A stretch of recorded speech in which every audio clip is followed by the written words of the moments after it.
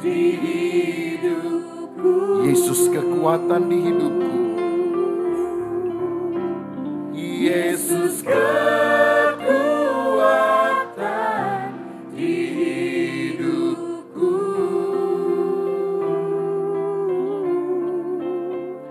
Yesus kekuatan Di hidupku.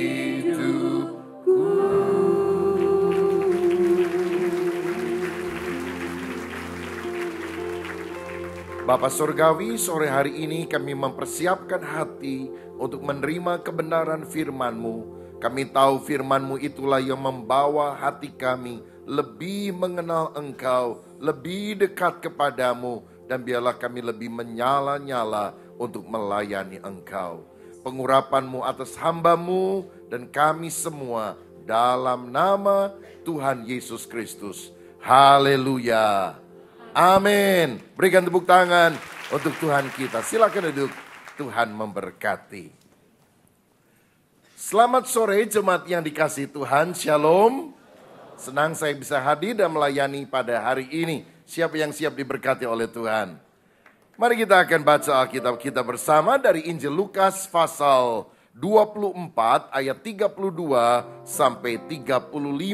Saya akan menyampaikan firman dengan judul Roh yang menyala bagi Tuhan. Lukas 24 ayat 32 sampai 35. Kata mereka seorang kepada yang lain, bukankah hati kita berkobar-kobar ketika ia berbicara dengan kita di tengah jalan dan ketika ia menerangkan kitab suci kepada kita. Lalu bangunlah mereka dan terus kembali ke Yerusalem. Di situ mereka mendapati ke-11 murid itu, mereka sedang berkumpul bersama-sama dengan teman-teman mereka. Kata mereka itu, sesungguhnya Tuhan telah bangkit dan telah menampakkan diri kepada Simon. Lalu kedua orang itu pun menceritakan apa yang terjadi di tengah jalan dan bagaimana mereka mengenal dia pada waktu ia memecah-mecahkan roti. Amin. Saudara sekalian, Tuhan ingin agar kita menjadi anak-anaknya yang selalu memiliki hati yang berkobar. Roh yang menyala-nyala bagi Tuhan. Harus selalu on fire. Dalam Roma 12 ayat 11 dikatakan, janganlah hendaknya kerajinanmu kendor. Biarlah rohmu menyala-nyala dan layanilah Tuhan. Tuhan pernah menegur jemaat Laodikia yang walaupun banyak aktivitasnya, ternyata hati mereka sudah mulai padam. Dalam Wahyu 3 ayat 15 dan 16, Yesus berkata, aku tahu segala pekerjaanmu. Engkau tidak dingin dan tidak panas. Alangkah baiknya jika engkau dingin atau panas. Jadi karena engkau suam-suam kuku dan tidak dingin atau panas, aku akan memuntahkan engkau dari mulutku. Orang yang rohnya suam, panas tidak, dingin tidak, akan dimuntahkan oleh Tuhan. Karena Tuhan pernah bilang dalam Imamat 6 ayat yang ke-12, jagalah api di atas mezbah, selalu menyala dan tidak pernah padam. Kenapa Tuhan ingin agar kita punya roh yang selalu menyala-nyala? Yang pertama, orang yang rohnya menyala-nyala, itu akan menentukan dia berhasil atau gagal. Saya perhatikan orang sukses itu bukan sekedar karena ilmunya tinggi, relasinya banyak, uangnya banyak, tetapi karena semangat yang berkobar di dalam hatinya. Orang walaupun pendidikan tidak terlalu tinggi, relasi tidak terlalu banyak, tapi kalau dia ulet, tekun, bergairah, bernyala-nyala, dia bisa lebih berhasil loh saudara, daripada orang yang kelihatannya lebih hebat pendidikannya, tapi rohnya sudah padam. Saya membaca kisah seorang yang bernama Wilma Rudolph yang lahir tahun 1940-an di Amerika Serikat. Dia dibesarkan dalam keluarga yang sangat miskin dan dia adalah anak yang ke-20 dari 22 orang bersaudara. Ini ibunya dahsyat sekali. Dan ayahnya hanyalah kuli angkut dari barang-barang di sebuah stasiun kereta api. Ibunya cuma buruh cuci, saudara. Dan karena mereka begitu miskin, Ketika Wilma ini sakit di usia 4 tahun, mereka tidak segera mengobatinya. Akibatnya dia mengalami radang paru-paru dan penyakit polio yang cukup parah dan kakinya menjadi lemah. Sehingga anak ini harus dibesarkan dengan kerak tongkat penyangga. Bertahun-tahun dia mengalami hal semacam ini.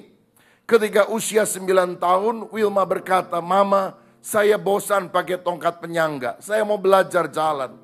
Dan kemudian dia berlatih untuk jalan seperti biasa sekitar 3 tahun. Saudara, ibunya adalah seorang wanita saleh yang memotivasi dan selalu berdoa supaya Wilma kecil ini disembuhkan. Dan akhirnya dia mulai bisa berjalan. Usia 13 tahun dia ikut lomba lari. Dan apa yang terjadi? Dia mendapatkan juara 1 dari belakang.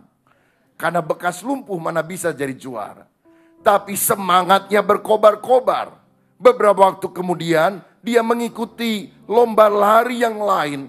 Dan kali ini dia menjadi juara 1 dari depan. Menjadi juara di state-nya di Tennessee di Amerika Serikat. Dan sejarah kemudian mencatat, dalam Olimpiade tahun 1960, Wilma Rudolph menjadi pelari kulit hitam pertama dari Amerika Serikat yang merebut 3 medali emas dalam Olimpiade yang sama. Dia juara lari tercepat untuk 100 meter, untuk 200 meter, dan untuk estafet 400 meter. Yang menarik dalam lari estafet 400 meter, saudara tahu estafet itu kan ada 4 pelari. Dan ketika pelari ketiga menyerahkan tongkat estafet pada pelari yang terakhir yaitu Wilma, rupanya pelari ketiga kurang hati-hati, dia menjatuhkan tongkat tersebut. Dan rasanya sangat sulit sekali untuk orang bisa ambil itu tongkat yang jatuh dan melanjutkan pertandingan sampai finish. Tapi Wilma melakukan hal tersebut. Dia memecahkan rekor 3 medali emas dalam Olimpiade tahun 1960. Saudara bisa bayangkan, orang yang pernah lumpuh, orang yang diramalkan gagal, ternyata karena semangat yang berkobar-kobar, dia bisa menjadi juara dunia. Saya rasa semangatnya lebih hebat daripada saudara. Buktinya, saudara gak pernah lumpuh tapi gak pernah jadi juara lomba lari, bukan? Nah, saya ingin menunjukkan bahwa betapa pentingnya roh yang berkobar itu dalam kehidupan kita. Orang yang rohnya bernyala-nyala, punya semangat, punya iman, itu dahsyat. Karenanya saya mau katakan lebih baik wajah preman tapi hati beriman. Daripada wajah security tapi hati Hello Kitty. Kalau orang rohnya berkobar, ada kemenangan yang Tuhan akan sediakan. Yang kedua, mengapa Tuhan mau kita punya roh yang menyala-nyala? Karena itu akan menentukan apakah kita bergerak bagi Tuhan ataukah diam saja. Orang yang rohnya padam ketika diajak berdoa, doa yo, males. Ke gereja yo, ngantuk. Pelayanan yo, nggak mau. Tapi orang yang rohnya menyala-nyala, doa yo, ayo. Ke gereja yuk, ayo. Pelayanan yuk, ayo. Kalau gereja banyak program kegiatannya, dia bilang, waduh puji Tuhan, gereja kita maju ya, tidak monoton. Tapi orang yang rohnya padam, waduh gereja banyak banget kegiatannya, tambah repot kita. Padahal belum tentu dia ikut juga berbagai kegiatan yang ada. Cuma ngomongnya aja saudara, banyak komplainnya. Kalau gereja membangun fasilitas yang lebih luas, yang lebih besar. Waduh puji Tuhan ya, gereja kita tambah maju, fasilitasnya ditambah karena jiwa-jiwa bertambah-tambah. Tapi orang yang rohnya padam bilang apa? Ya gereja mau bangun, akhirnya kita yang disuruh nyumbang. Tuh rohnya padam saudara sekalian. Saya sudah bisa lihat kira-kira siapa orang di sini yang rohnya menyala atau rohnya padam. Tergantung daripada bagaimana respon kita bergerak atau tidak. Nah sekarang saya ingin ajak saudara untuk melihat ciri orang yang rohnya padam dibandingkan dengan orang yang rohnya menyala-nyala. Dari kisah 2 orang murid Yesus yang berjalan ke Emmaus. Yang pertama di ayat 17 dari Lukas pasal yang ke-24 ini. Saya melihat ciri orang yang rohnya padam itu wajahnya muram. Lihat ayat yang ke-17 dari Lukas 24. Yesus berkata kepada mereka, apakah yang kamu percakapkan sementara kamu berjalan? Maka berhentilah mereka dengan muka muram. Orang yang rohnya padam, kalau ke gereja mukanya muram. Dengar khotbah wajahnya suram. Pulang kebaktian tampangnya seram. Tapi orang yang rohnya menyala-nyala, wajah penuh dengan sukacita. Ketika dia melihat saudara seiman, dia tersenyum. Dan saudara tahu, orang yang wajah penuh dengan sukacita, itu awet muda. Kita gak usah pakai jamu galian singset, galian putri, galian kabel. Tapi kalau wajah penuh dengan sukacita, wah, roh menyala-nyala, kita lebih awet muda. Ciri kedua, orang yang rohnya padam, ucapannya pesimis. Ayat 17 dan selanjutnya dikatakan, Yesus berkata kepada mereka, apakah yang kamu percakapkan sementara kamu berjalan? Berhentilah mereka dengan muka muram, dan seorang dari mereka yang namanya Kleopas menjawab, apakah engkau satu-satunya orang asing di Yerusalem yang tidak tahu apa yang terjadi di situ pada hari-hari belakangan ini? Nah saudara, ketika dia ditanya, maka ucapannya pesimis. Kamu gak dengar ada orang yang kita pikir adalah juru selamat, tapi ternyata mati dibunuh di atas kayu salib, dan habislah pengharapan kami. Saudara, saya mau bilang, kalau roh kita menyala, walaupun tantangan begitu besar, kata-kata kita optimis, kata-kata kita profetis, karena kita yakin bahwa ada kemenangan yang Tuhan akan berikan kepada kita. Saya ingat satu kali ada dua orang yang pergi ke gereja jalan kaki. Ketika mereka sedang jalan, yang satu tiba-tiba berkata, lihat, di pinggir jalan ada bunga mawar merah merekah, bagus sekali. Temannya bilang, saya juga lihat, tapi hati-hati loh, mawar itu banyak durinya, nanti kamu kena duri. Satu lihat mawar yang indah, satu lihat durinya. Jalan lagi saudara. Lihat kata temennya, ada pelangi di langit, merah kuning hijau di langit yang biru. Oh aku juga lihat, tapi kamu tahu kan, pelangi muncul sehabis hujan. Tuh gara-gara hujan, becek kan, ujung sepatu kita menjadi kotor. Satu lihat pelangi yang indah, satu lihat ujung sepatunya yang kotor. Ini kesalahan bukan pada mata saudara, ini kesalahan pada sikap hati. Mereka keduanya masuk ke gereja mendengarkan khotbah yang sama dari pendeta. Dan ketika mereka keluar, yang satu bilang, wah luar biasa ya khotbah hari ini. Yesus bisa jalan di atas air, dia bisa meneduhkan gelora laut, dia berkuasa atas segala-galanya. Temannya bilang, saya juga dengar khotbah pendeta, Yesus jalan di atas air. Tapi kamu tahu nggak kenapa Yesus bisa jalan di atas air? Temannya bilang, oh ya karena dia maha kuasa, dia jalan di atas air. Temannya bilang, enggak, Yesus jalan di atas air karena dia nggak bisa berenang. Coba kalau dia bisa berenang, dia nggak akan jalan di atas air. Itu loh saudara, orang yang rohnya padam, bahkan mujizat dia akan anggap sebagai kelemahan. Dan ucapannya selalu negatif. Tetapi orang yang menyala-nyala, ucapannya selalu optimis. Yang ketiga, orang yang rohnya padam itu kehilangan pengharapan. Ayat 21 dikatakan demikian. Padahal kami dahulu mengharapkan bahwa dialah yang datang untuk membebaskan bangsa Israel. Tetapi sementara itu telah lewat 3 hari sejak semuanya itu terjadi. Saudara perhatikan, orang kalau sudah kehilangan roh yang berkobar, tidak lagi on fire, gampang stres, tidak mau terlibat di dalam berbagai kegiatan, pasif, dan dia lihat semuanya masa depan yang suram. Tapi orang yang rohnya menyala, melihat masa depan cerah yang Tuhan akan siapkan.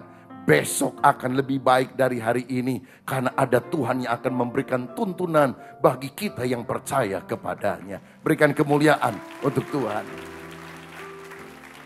Yang keempat, ciri orang yang rohnya padam adalah tidak percaya janji Tuhan. Ayat 25 dikatakan demikian. Lalu ia berkata kepada mereka, hai kamu orang bodoh betapa lambannya hatimu, sehingga kamu tidak percaya segala sesuatu yang telah dikatakan oleh para nabi.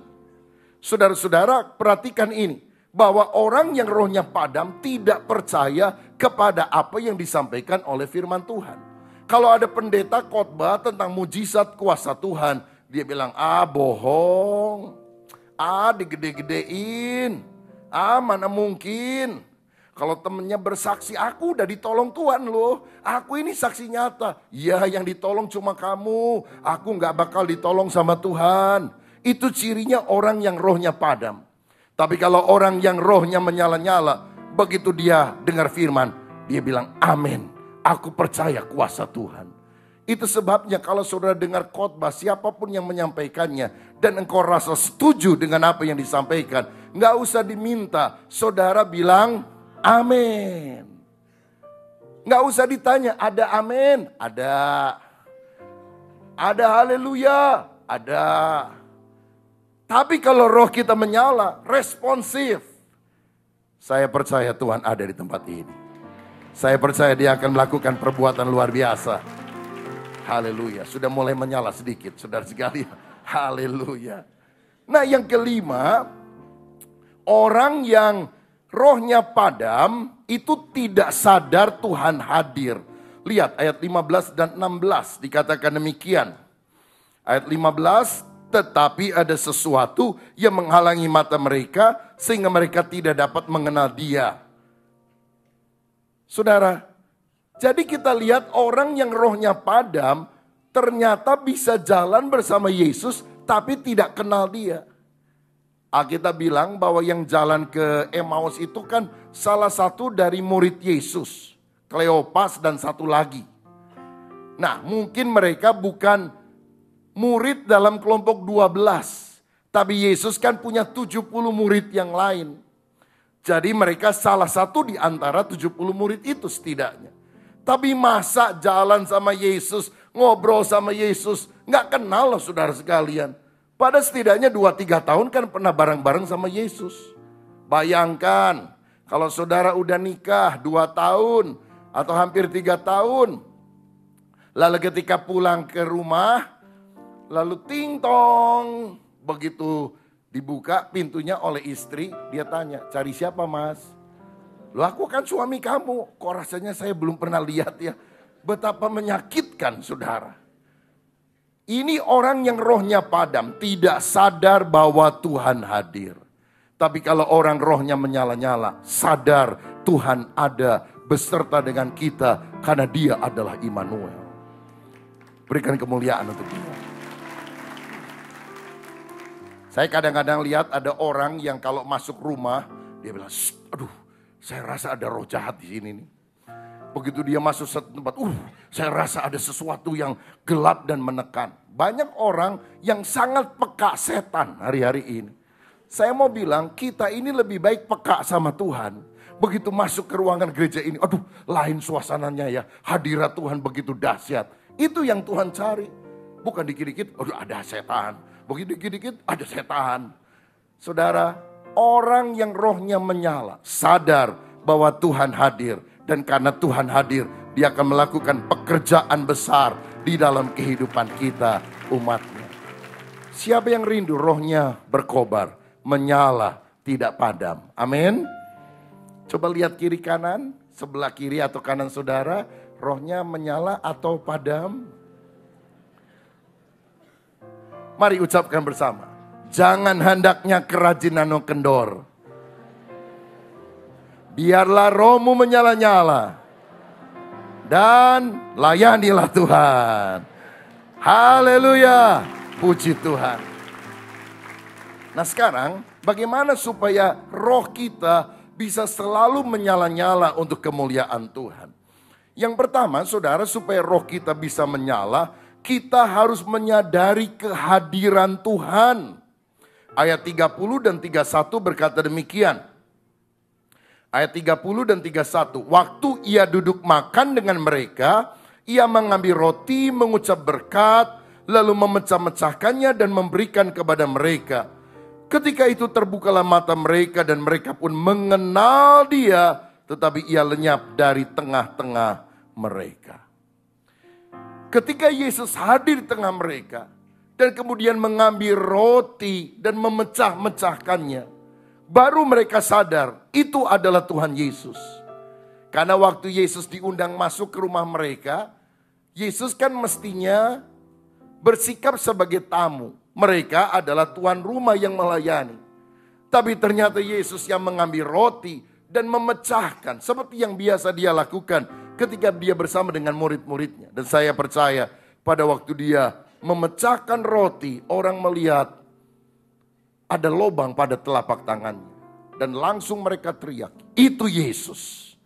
Jadi kalau kita mau memiliki roh yang berkobar, kita harus selalu sadar Tuhan hadir. Dan Tuhan hadir sekarang tidak secara fisik, tetapi melalui kehadiran Roh Kudus. Yang juga selalu kita bisa peringati setiap kali kita mengikuti sakramen perjamuan kudus. Roti dan anggur melambangkan tubuh dan darah Yesus yang telah dipecah, yang telah dicurah bagi kita sekalian. Tapi dia bukan Allah yang mati, dia adalah Tuhan yang hidup yang menyertai kita sampai selama-lamanya. Orang yang sadar kalau Tuhan itu ada, rohnya berkobar. Saya ingat sekian tahun yang lalu saya pernah mengikuti sebuah seminar di Argentina. Dan ada banyak pembicara-pembicara, kebanyakan hamba-hamba Tuhan Argentina yang melayani. Salah satunya dari Amerika Serikat, Cindy Jacob. Dia pernah ke Surabaya juga. Nah, rombongan kita orang Indonesia beberapa belas orang. Ketika lihat Cindy Jacob, kan kita tahu bahwa dia seorang dengan karunia profetis yang kuat. Dia ketua pendoa syafaat internasional. Lalu seorang rekan berkata, kita ajak makan yuk nanti malam. Dan setelah itu kita minta didoain. Yang lain setuju, saudara. Jadi setelah habis sesi seminar malam, seorang teman bilang, Ibu Cindy, kita dari Indonesia, bagaimana kita ajak Anda makan sama-sama? Oh ya, dia senang sekali karena dia beberapa kali pernah ke Indonesia. Tapi dia bilang, oke, kita makan saja ya, jangan ada yang minta saya berdoa untuk Anda. Setuju atau tidak? Karena rupanya setiap kali dia ke Indonesia, begitu selesai khotbah langsung diminta mendoakan orang. Dan yang minta doa itu ngantri sampai jam makan pun terlewat. Begitu dia selesai berdoa, makanan habis semuanya. Jadi rupanya dia udah tahu tingkahnya orang Indonesia. Jadi dia bilang tidak pakai doa. Ya akhirnya kita bilang ya udahlah makan dulu, makan.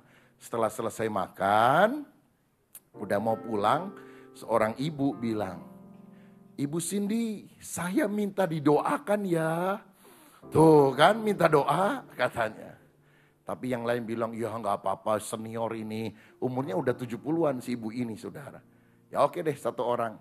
Lalu dia mulai bilang gini. Saya melihat ibu adalah seorang pendoa syafaat. Engkau punya sebuah buku yang berisi nama-nama hamba-hamba Tuhan. Dan kamu suka berdoa untuk dia setiap hari. Daftar nama hamba Tuhan ini supaya Tuhan memakai mengurapi mereka. Dan tadi engkau berpikir engkau akan memasukkan nama saya. Dan engkau juga akan mulai berdoa untuk saya. Diberkatilah engkau oleh Tuhan. Setelah pertemuan itu si ibu itu ngomong sama saya. Loh kok dia tahu ya? Saya kan gak pernah kasih tahu siapa-siapa. Saya punya daftar nama. Saudara, begitu si ibu selesai didoakan. Yang sebelahnya ngomong, saya juga dong.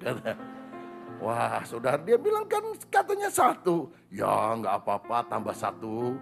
Buy one get one free. Begitu saudara. Ya udah didoakan lagi. Dan saudara tahu begitu dia didoakan. Dia langsung ngomong gini.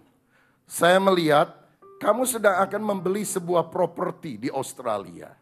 Dan kamu masih bingung yang kamu mau beli itu yang di atas dekat bukit. Ataukah yang di pinggir pantai. Saya melihat kamu punya properti yang di atas bukit. Dan dari sana kamu bisa melihat pantai.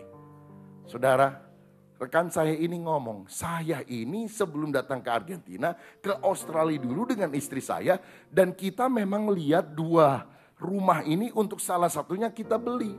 Kita nggak ngomong siapa-siapa kok dia bisa ngomong. Dan kita tahu mana yang kita harus beli katanya. Saudara-saudara, seorang lain minta doa dan langsung orang hamba Tuhan ini bilang, saya melihat kamu sedang khawatir karena anakmu sekarang tidak lagi pelayanan. Dia kecewa pada gereja yang lama karena mengalami perpecahan. Tapi jangan khawatir, dia akan melayani aku. Aku akan pakai dia. Wah, dia begitu senang sekali. Nah, setelah selesai makan semua dan setelah selesai didoakan, saya kan duduk paling depan nih. Berhadapan-hadapan. Saya bilang, sekalianlah saya juga. Begitu saudara. Dan dia mulai menubuatkan beberapa hal yang akhirnya mulai digenapi satu demi satu oleh Tuhan di dalam kehidupan saya. Apa doanya? Nanti setelah kebaktian ini saya kasih tahu saudara. Dan saudara-saudara setelah didoakan, kita pulang ke hotel masing-masing, ke hotel. Dan waktu kita mau tidur, saya doa. Saya bilang begini, Tuhan, aku tahu Engkau hadir, aku tahu Engkau maha hadir. Tapi malam ini aku sadar betul bahwa kehadiranmu sangat nyata. Karena Engkau bisa memberitahukan apa rencanamu dalam kehidupan hambamu. Saya mau katakan, hari ini pun Tuhan ada di tempat ini. Bahkan saudara tidak perlu menunggu hamba Tuhan menubuatkan saudara satu persatu. Tuhan hadir ketika firman-Nya disampaikan. Dan ketika engkau membuka hati, kehadirannya akan menjamah hidup saudara. Sadari Tuhan ada di tempat ini.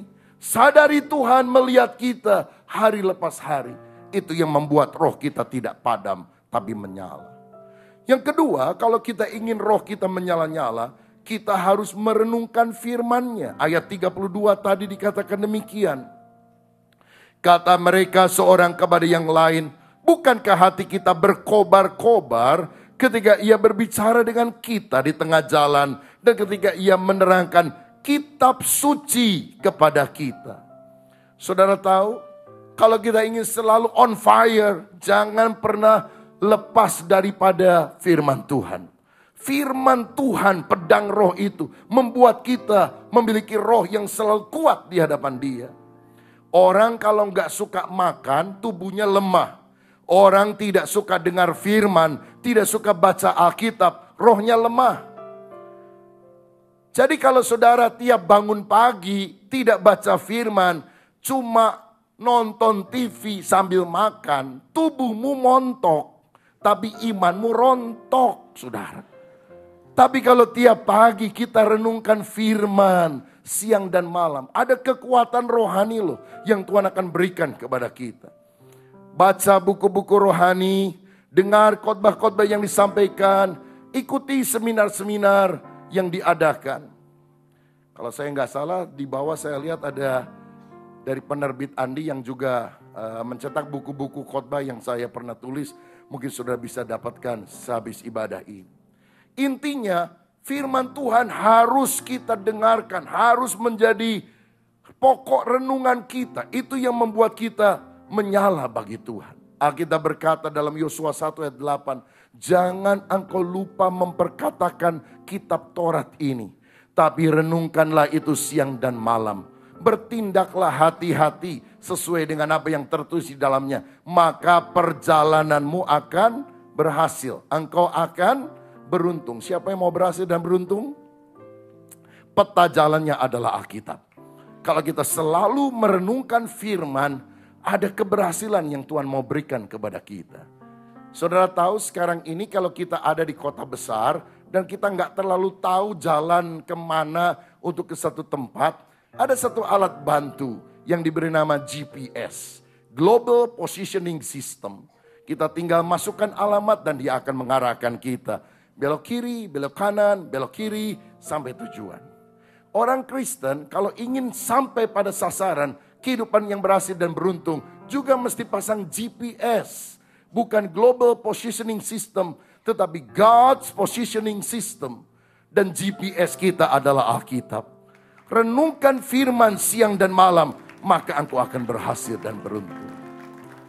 Bahasa Inggris susah, bahasa Indonesia lebih gampang. GPS, goblok pasti sampai. Sampai kemana? Sampai pada keberhasilan dan keberuntungan. Baca Alkitab setiap hari. Rohmu akan berkobar-kobar. Siapa yang rohnya padam, malas kebaktian, malas doa, malas pelayanan. Mungkin karena engkau sudah jauh tinggalkan persekutuan dengan firman. Kembali dekat kepada Tuhan, kembali baca firman-Nya, roh kita menyala. Yang ketiga, saudara, supaya roh kita berkobar, kita harus bergaul dengan orang yang rohnya menyala-nyala. Ayat 15 dikatakan demikian. Ayat yang ke-15, ketika mereka sedang bercakap-cakap dan bertukar pikiran, datanglah Yesus sendiri mendekati mereka, lalu berjalan bersama-sama dengan mereka. Mereka yang tadinya lesu, mereka yang tadinya tanpa harapan, mereka yang tadinya pesimis, ketika Yesus berjalan bersama dengan mereka, pengharapannya muncul, gairahnya bangkit, imannya meningkat, karena dia bergaul dengan orang yang rohnya menyala. Dalam hal ini, dia bergaul dengan Yesus Kristus. Nah sekarang Tuhan Yesus sudah ada di sorga, lalu dengan siapa kita harus bergaul supaya roh kita berkobar? Dengan anak-anak Tuhan yang rohnya juga menyala-nyala. 1 Korintus 15 ayat 33 berkata, pergaulan yang buruk merusak kebiasaan yang baik. Tapi kalau saudara punya lingkungan pergaulan yang baik, yang menyemangati saudara, yang membawa engkau dekat dengan Tuhan, itu sesuatu yang sangat indah. Supaya roh saudara juga berkobar makin mencintai Tuhan. Boleh saya tanya? Kalau menurut saudara orang Kristen itu harus bergaul dengan siapa saja atau dengan orang-orang tertentu? Yang betul yang mana? Siapa saja atau dengan orang-orang tertentu saja? Siapa yang setuju siapa saja? Siapa yang bilang harus bergaul dengan orang tertentu saja? Oke. Saudara, kita harus bergaul dengan siapa saja. Yesus bergaul dengan Zakius, dengan pemungut cukai, dengan wanita tunasusila, dengan macam-macam orang yang bahkan dianggap sebagai sampah masyarakat. Alkitab berkata, Yesus disebut sahabat orang berdosa. Tapi perhatikan ini. Walaupun Yesus bergaul dengan banyak orang, tetapi dia ternyata mengkhususkan waktunya untuk mendidik 12 orang murid. Jadi dia lebih banyak mengkhususkan waktunya bukan dengan sembarang orang, tapi dengan orang-orang tertentu yang akhirnya dicetak menjadi para rasul. Kita tidak boleh menjadi orang yang eksklusif, kita gaul dengan siapa saja. Tapi perhatikan ini, kalau saudara menghabiskan waktumu sangat banyak dengan orang-orang sembarangan, engkau akan sangat terpengaruh. Jadi walaupun kita harus meluaskan pergaulan kita dengan siapapun, kita harus membatasi diri ketika orang itu mengambil banyak waktu, apalagi mulai mempengaruhi kehidupan kita. Sebab kalau yang mempengaruhi itu orang-orang yang pergaulannya buruk, lama-lama saudara akan ikut. Ada ungkapan berkata, nearness is likeness. Semakin dekat semakin serupa dengan apa yang kita dekati. Saudara mau jago badminton, dekat-dekat sama juara badminton. Saudara mau pinter masak, dekat-dekat sama yang jago masak. Saudara dekat-dekatnya sama tukang gosip, lama-lama saudara akan jadi tukang gosip juga. Karena semakin kita dekat, kita akan dipengaruhi. Itu sebabnya betapa pentingnya kita menjaga pergaulan ini. Saya ambil contoh. Kalau kita tinggal dalam sebuah rumah, lalu ada orang datang bertamu di rumah kita. Saya yakin kita ini tahu di mana kita harus menempatkan dia. Misalnya, begitu kita ada di rumah, bel berbunyi, ting tong, pembantu keluar. Lalu dia bilang, Nyonya, ada tamu. Siapa? Tukang pos. Apa Nyonya bilang, suruh masuk ke kamar? Kan tidak, saudara sekalian. Siapa? Tukang pos. Suruh tunggu di depan pagar. Maka kita keluar, ada surat khusus kita harus tanda tangan. Udah selesai. Sejam kemudian ting tong. Pembantu bilang, Nyonya ada tamu. Siapa? Pak RT mau jelasin soal keamanan lingkungan. Suruh duduk di ruang tamu. Sejam kemudian ting tong. Siapa Bi? Ada temen nyonya tuh yang suka arisan bareng, suruh duduk di ruangan keluarga, ruangan dalam. Ting tong, sejam kemudian, siapa Bi? Bapak pulang, suami ibu datang, suruh masuk kamar. Kan begitu saudara. Banyak kali orang bilang, oh kita terbuka, siapa saja. Begitu tukang pos, suruh masuk kamar. Ting tong, siapa Bi? Suami, suruh di depan pagar. Keliru saudara sekalian. Kita harus bergaul luas dengan banyak orang. Tapi orang yang mempengaruhi kehidupan kita harus saring, kita harus sortir. Sehingga sungguh-sungguh kita dekat dengan orang yang rohnya berkobar-kobar. Sehingga kita juga menyala-nyala untuk kemuliaan nama Tuhan. Berikan kemuliaan untuk Dia. Dan yang terakhir, yang keempat. Bagaimana supaya roh kita bisa menyala? Kita harus mengobarkan orang lain. Ayat 33 sampai 35 berkata demikian. Ayat 33 sampai 35. Lalu bangunlah mereka dan terus kembali ke Yerusalem. Di situ mereka mendapati ke-11 murid itu. Mereka sedang berkumpul bersama-sama dengan teman-teman mereka. Kata mereka, sesungguhnya Tuhan telah bangkit dan telah menampakkan diri kepada Simon. Lalu keduanya itu pun menceritakan apa yang terjadi di tengah jalan. Dan bagaimana mereka mengenal Dia pada waktu Ia memecah-mecahkan roti. Saudara bisa bayangkan, kedua murid ini baru saja kembali jalan kaki dari Yerusalem ke Emmaus. Itu kira-kira 11 kilometer. Tapi ketika mereka ketemu dengan Yesus, mereka berkobar-kobar. Lalu mereka kembali balik ke Yerusalem. Jalan kaki setidaknya 11 kilometer lagi. Dan mereka menceritakan sukacita ini kepada teman-temannya yang lain. Saudara tahu waktu mereka bersaksi, waktu mereka menceritakan bahwa mereka berjumpa dengan Yesus. Sesungguhnya siapa yang lebih banyak imannya dibangunkan? Apakah yang mendengar kesaksian? Ataukah kedua murid yang memberikan kesaksian itu? Saya percaya kedua murid. Kalau saudara dilayani, iman saudara bisa bangun. Tapi kalau saudara melayani, imanmu justru akan lebih dibangunkan berlipat kali ganda. Jadi kalau saudara ke gereja hanya ingin dilayani, hanya ingin dengar khotbah, tidak mau terlibat dalam pelayanan, engkau tidak akan terlalu berkobar-kobar. Tapi kalau engkau mulai mengobarkan orang lain, bersaksi, melayani, disitulah saudara akan melihat rohmu akan dibangunkan. Rohmu akan tambah berkobar-kobar. Jadi walaupun saudara punya masalah yang sampai hari ini mungkin masih belum selesai secara tuntas, jangan pernah tinggalkan pelayanan. Selalu melayani Tuhan dan sesama. Engkau akan dipakai Tuhan secara luar biasa. Saya ingat beberapa waktu yang lalu, ada seorang pengurus dari gereja kami datang, seorang pria, dan bilang, Pak, saya lagi banyak masalah nih.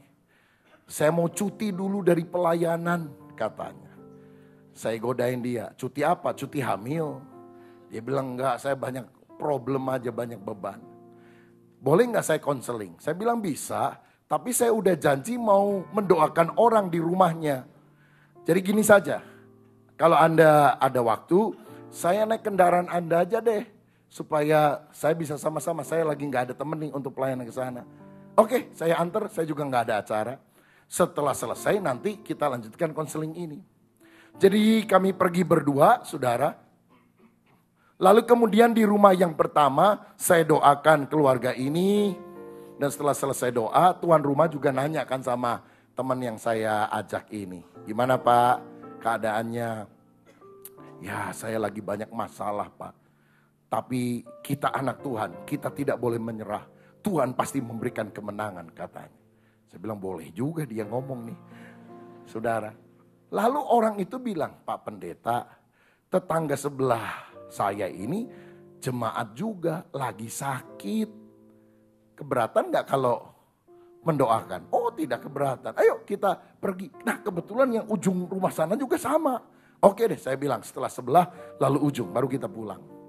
Begitu masuk ke rumah yang kedua, kita mulai ngobrol untuk mendoakan. Teman saya ini ngomong, Pak kalau sakit percaya sama Tuhan. Tuhan tidak pernah tinggalkan kita. Tuhan pasti akan tolong. Saya pikir boleh juga dia ngomong. Saya doakan. Rumah yang terakhir kami kunjungi, saya hampir-hampir gak dikasih kebagian ngomong, saudara. Wah, dia saksi, dia cerita, dia mendominasi pembicaraan. Sampai akhirnya dia bilang, sekarang mari kita berdoa dan silakan Pak Pendeta berdoa. Saya hanya akhiri dengan doa berkat, lalu kita pulang. Di kendaraan itu saya tanya dia, sekarang pelayanan udah selesai hari ini, gimana mampir lagi ke rumah, melanjutkan konseling, mau minta cuti tadi? Dia bilang tidak usah. Loh kenapa gak usah? Saya gak jadi cuti pelayanan. Saya tetap akan melayani. Kenapa tadi dia tidak mau pelayanan? Rohnya padam. Karena dia pikir diri sendiri. Tapi waktu dia melayani orang lain. Waktu dia meneguhkan orang lain. Kekuatan itu datang. Karena itu saudara. Jangan hanya minta didoakan dari waktu lepas waktu. Karena saudara banyak masalah. Mulai bertindak sesuai dengan firman Tuhan. Aku umat pemenang. Tuhan selalu memberikan kekuatan kepadaku. Dan ketika aku memberitakan kabar baik kepada orang lain, rohku juga akan dikobarkan oleh Tuhan. Siapa yang rindu malam ini? Roh kita selalu menyala untuk melayani Tuhan. Dalam nama Yesus, berkat Tuhan dilimpahkan untuk saudara. Tuhan Yesus memberkati kita. Mari kita bangkit berdiri. Kita berdoa.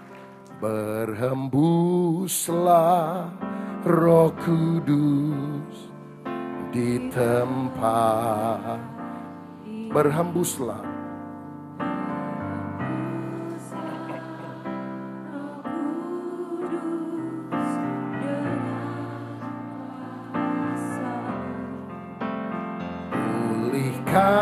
Pulihkanlah gerejamu di akhir zaman. Berhembuslah, berhembuslah. Sekarang urapilah kami, urapilah kami dengan minyak yang baru. Penuhilah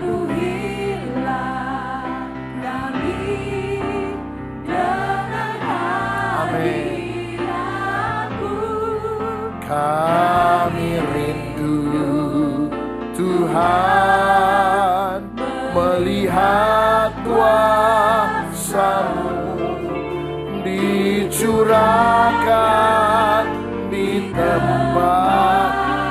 Urapilah, oh, urapilah kami dengan minyak yang baru. Penuhilah, amin, dengan hadirat-Mu. Kami rindu ya Tuhan, melihat kuasa-Mu dicurahkan di tempat ini. Kehidupan kekristenan bagaikan sebuah lomba lari. Bukan lomba lari jarak pendek, sprint. Tetapi lomba lari jarak panjang. Dan kita harus menjaga stamina kerohanian kita. Supaya di dalam lomba lari maraton itu kita bisa memenangkan pertandingan. Karena kita berlari sampai pada garis akhir. Dan menuntaskan semuanya dengan baik. Untuk itu dibutuhkan roh yang menyala-nyala. Hati yang selalu berkobar-kobar. Saya tidak tahu bagaimana dengan kondisi rohani saudara hari ini. Tapi Tuhan tahu, saudara yang tahu. Apakah di dalam hatimu roh kudus selalu menyala? Ataukah apinya sudah mulai kecil? Sudah hampir padam karena terlalu banyak debu-debu dunia yang menutup kobaran api itu. Maukah kita menyingkirkan segala penghambat, penghalang, sehingga roh kita berkobar-kobar. Seperti pada cinta mula-mula kita ketika Yesus mulai menjamah kehidupan kita. Saudara sekalian, Saya percaya kalau hari ini kita rindu meminta Tuhan menjamah kehidupan kita, Dia akan mengembalikan api itu. Dia akan mengembalikan pengurapan Roh Kudus yang kuat di dalam kehidupan kita, sehingga kita akan dipakai untuk menjadi alat kemuliaan-Nya. Siapa yang malam ini mau berkata, urapilah aku dengan Roh-Mu yang kudus, supaya rohku selalu menyala untuk Tuhan. Angkatlah hatimu.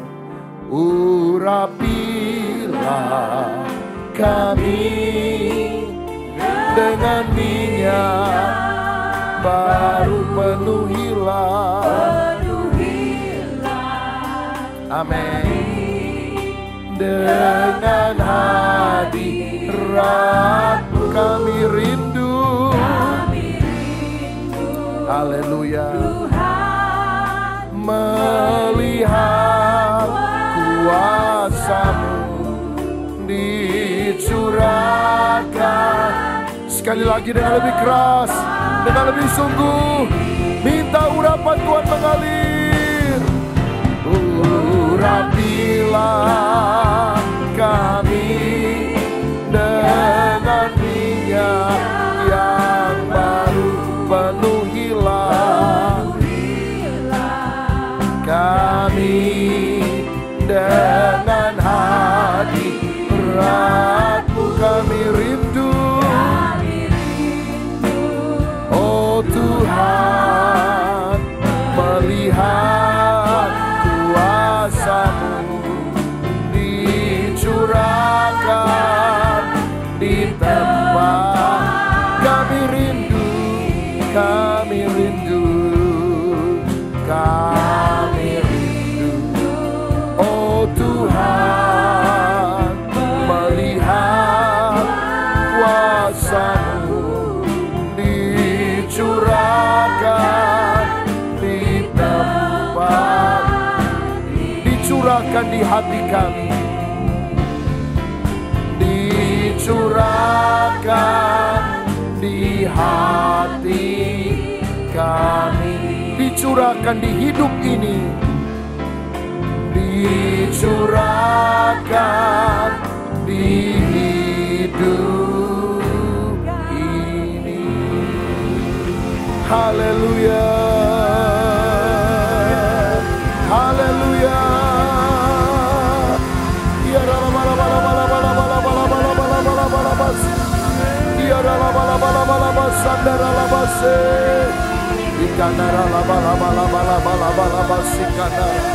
berdoa dalam Roh, berdoa dalam Roh. Roh Kudus biar bernyala, berkobar. Ya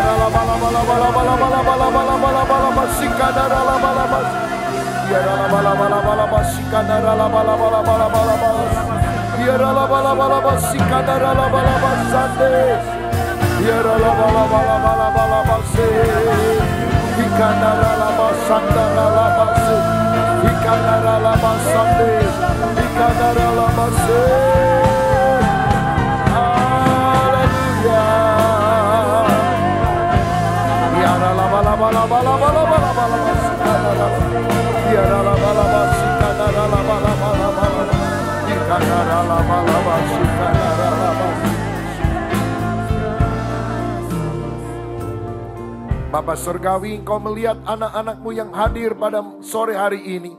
Kalau ada di antara kami yang merasa bahwa kobaran api Roh Kudus, cinta yang mula-mula mulai meredup dalam hidup kami, malam ini kami mohon, dalam nama Yesus, bakar hati kami dengan api Roh Kudus, supaya kami lebih semangat, lebih bergelora, lebih lagi menyala-nyala untuk kemuliaan nama Tuhan. Kami menjadi orang yang lebih rajin beribadah, berdoa, melayani, memenangkan jiwa bagi Tuhan Yesus Kristus.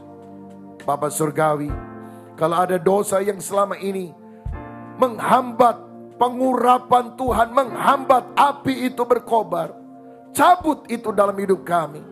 Dan biarlah hidup kami makin hari makin melekat kepadamu. Kami yang sudah mendengar firman, biar kami sungguh-sungguh dijamah oleh Tuhan, dikobarkan lagi oleh Roh Kudus, sehingga cinta mula-mula menyala-nyala dalam hidup kami. Terima doa kami ya Bapa. Urapilah kami dengan minyak baru, penuhilah kami dengan hadirat-Mu. Kami rindu Tuhan melihat kuasa-Mu dicurahkan di tempat ini, curahkan di hati kami, dicurahkan di hati kami, curahkan di hidup kami, dicurahkan di hidup kami. Haleluya. Berikan sorak-sorai bagi Dia. Biarlah roh kita berapi-api melayani Tuhan. Haleluya. Yes. Mari bertepuk tangan sama-sama. Kita rayakan hadirat Tuhan di tempat ini. Biar kita berapi-api, biar Roh Kudus membakar kita. Amin. Haleluya.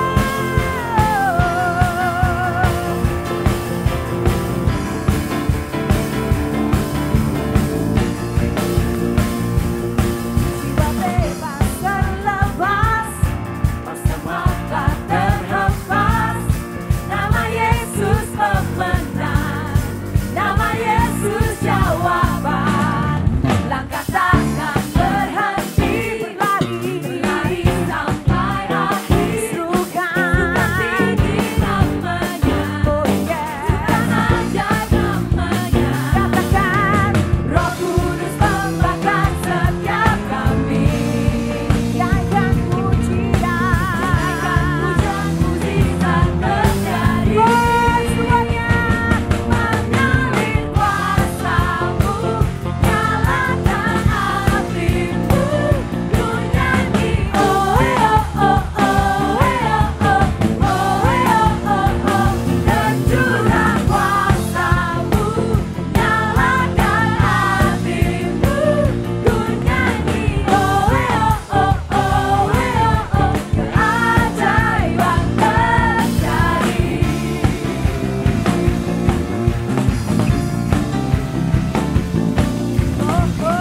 Jiwa bebas terlepas,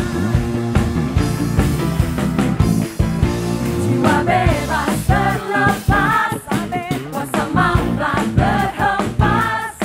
Nama Yesus pemenang, nama Yesus jawaban. Langkah takkan berhenti, berlari sampai akhir. Sukan tinggi namanya, sukan ajaib namanya. Tinggi-tinggi semua, kita membakar setiap kami. Bakar kami Tuhan, naikkan pujian, mujizat terjadi. Mengalir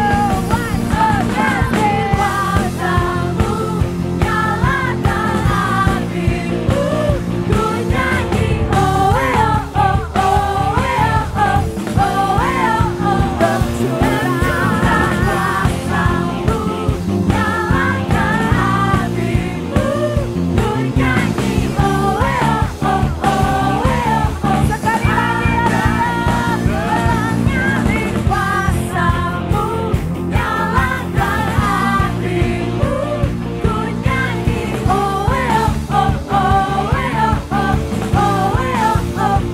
Tercurah kuasa-Mu, nyalakan api-Mu, ku nyanyi. Keajaiban terjadi.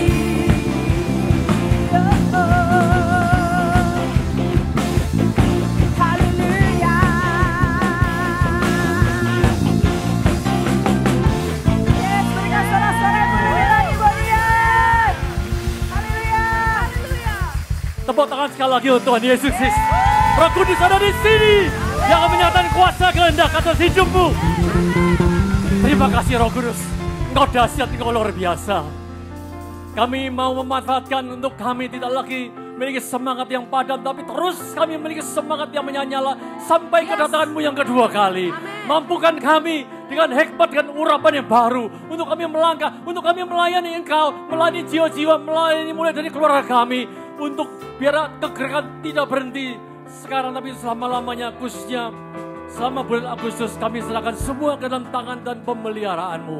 Kami percaya kehadiranmu dalam sore hari ini menjadikan setiap umatmu yang sempat padar semangat pudar akan menyala-nyala kembali, dan terjadi mujizat. Yang sakit disembuhkan oleh Tuhan Yesus, yang lemah dikuatkan, yang berduka berikan penghiburan, yang tidak ada jalan Engkau berikan jalan keluar. Untuk kami selalu tampil lebih dari pemenang yang percaya. Tepuk tangan Tuhan Yesus. Haleluya. Terima kasih Tuhan, Kau luar biasa. Mampukan kami tidak hanya sementara, untuk kami membangun hubungan lebih intim dengan Engkau, bergaul lebih akrab di dalam doa, di dalam merenungkan firman dan melakukan firman. Pakai kami, tangan-tangan kananmu di dada, pakai aku Tuhan. Kami percaya Engkau sudah memberikan talenta, Engkau berikan karunia, Engkau berikan hikmat. Kami berjalan dalam kasih karunia. Kami percaya tidak ada hal yang tidak bisa dalam Engkau. Memampukan kami untuk kami boleh berbuat yang terbaik, membalas kebaikan-Mu dengan kami menangkan jiwa-jiwa pada hari yang datang. Tuhan, utus kami, bukan orang lain. Mampukan kami menjadi berkat di dalam pekerjaan,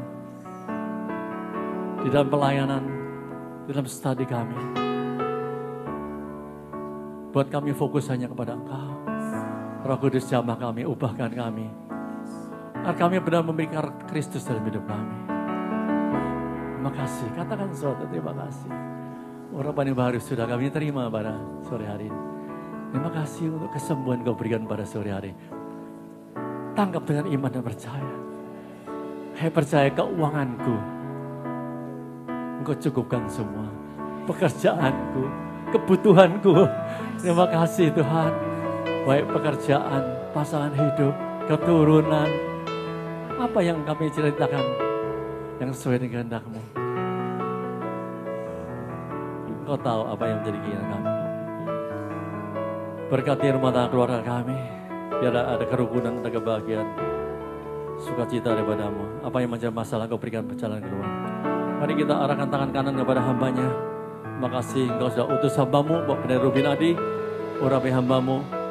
Berkati kesehatannya, berkati pelayannya, berkati gerejanya, berkati jemaatnya, berkati keluarganya, istri dan anaknya. Berkati mereka, Engkau sudah sediakan untuk pasangan hidup hamba Tuhan yang takut akan Tuhan, untuk ketiga putri daripada hamba-Mu. Apapun menjadi kendala, apapun yang biasa, Engkau sudah buka jalan. Dan hamba-Mu Engkau bawa kepada kemuliaan, demi kemuliaan, kepada mujizat demi mujizat, kepada keberhasilan demi keberhasilan. Apa yang hamba lakukan, pengorbanan, tetesan air mata, doa-doa yang mereka baca tidak sia-sia. Hamba-Mu segera akan menabur dengan sorak-sorai. Terima kasih Tuhan. Kalau sebentar kami pulang, kami percaya malaikat-Mu tidak pernah meninggalkan kami. Dan di mana kami berada sepanjang bulan Agustus, bukan hanya minggu depan. Silakan Roh Kudus, dan jangan terjadi kami mau melibatkan Engkau, kami mau punya hubungan intim dengan Engkau. Terima kasih. Tuhan mau sebelum pulang, ada 1 menit, Engkau berdoa, apa yang menjadi beban-Mu? Jangan engkau sebagai orang yang berduka, tapi orang yang memiliki pengharapan di atasnya. Karena Roh Kudus ada dalam diri. Buka hatimu, katakan sesuatu. Jangan takut katakan, jangan takut salah. Tapi kalau itu hati yang tulus, bukan untuk kepentingan kamu, engkau